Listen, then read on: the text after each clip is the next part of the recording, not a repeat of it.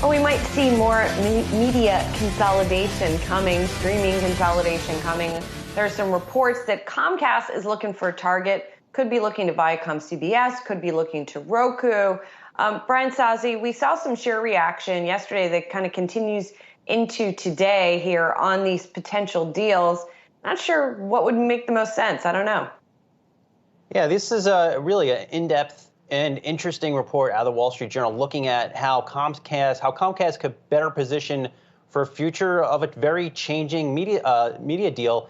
And the report is saying that perhaps Viacom is a target for Comcast, or Roku could be a target, but there's hiccups in each potential deal. First, I mean, Roku is now valued at $57 billion, and I know founder and CEO Anthony Wood, he used Roku. I mean, this is his life's work. He's been reluctant, I think, in the past to consider a deal, and any deal would be very costly for a Comcast, whose market cap is about $260 billion. Then you have Viacom CBS. Its market cap is cheaper versus Roku, $28 billion. But still, how would you get past regulators that you would have an NBC and a CBS under the same umbrella? That would be a really tough sell.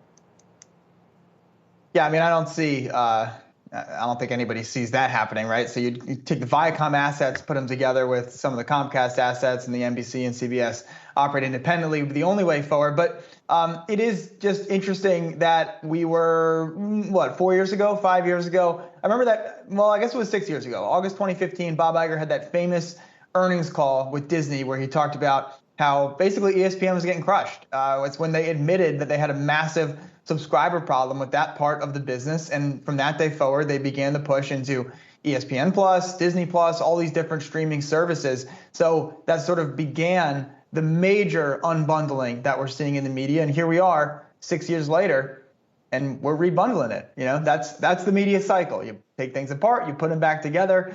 We've seen our own company getting taken apart, and now some of it is getting put together with some other stuff, with the BuzzFeed SPAC that we're seeing today. That's a roll-up of sorts. Complex, Verizon investor there. And so I guess it's the re-legoing of the media space today.